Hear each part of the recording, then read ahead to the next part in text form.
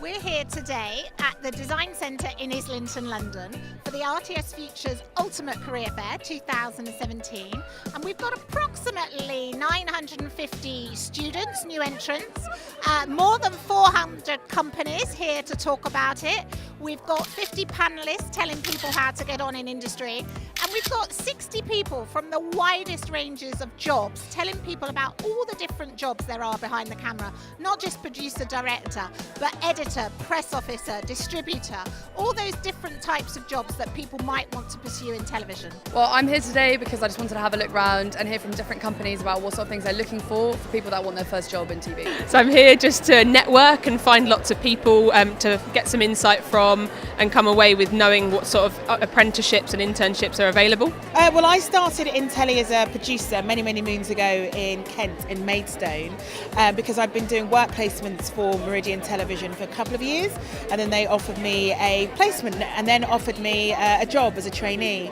I did that for a year as a trainee producer, and then I moved to the BBC and worked at Radio 1 and 1 Extra as a reporter, and then ended back up in telly in Norwich actually at the BBC, because I just happened to be in the right place at the right time. I was doing a road show with the BBC. They asked me to test out the autocue to make sure it was working before the public came in. Someone spotted me doing that, and then the rest is history really. When you're starting out or trying to start out in such a varied kind of environment and career in industry, I think it's important to hear from people who currently work in the industry to talk about the realities of what life is like, to either encourage people to join up, or it may actually dissuade people because it takes a lot of hard work and very long hours.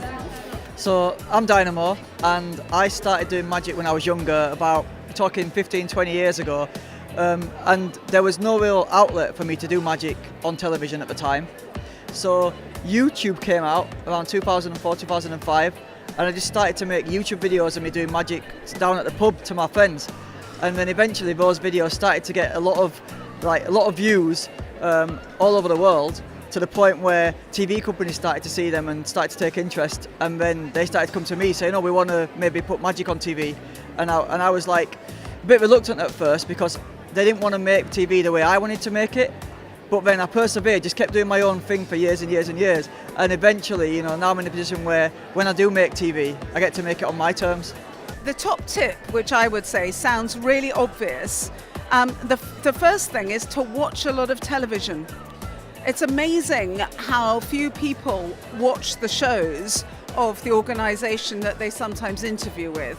So watch a lot of television, and then specifically, if you're targeting a company or you're going to meet somebody in the company, do your homework. Do your homework about the individual you're going to meet. What shows have they made? What successes have they had? And find out about the company. Where does the company see itself going? What interesting productions has it done? What different genres has it tackled?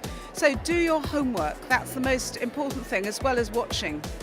Today has been amazing. I was on one of the panels that was run by Creative Skillset and Hive, and I was basically talking about, it's not about who you know, but it's about what you know, and just sharing my experience that I've had trying to get in the industry and just continue to progress my career. I'm inspired by the young people that have come in. I'm not joking, I'm inspired. To hear stories, to hear the journeys that people have had to want to get into this industry, I just wanted to hug each one of them. Today I found it went really well. There was great people to talk to, and you could sit there for hours, and I think the best thing is that the people are so passionate that come to this thing, so that's why I've been here since 10 to I think it's like 7 o'clock now, so it's really long day, but really worthwhile. I managed to meet some amazing people from different broadcasters, for example BBC, ITV, Channel 4, Sky. I even had some TV advice, which I greatly appreciate it.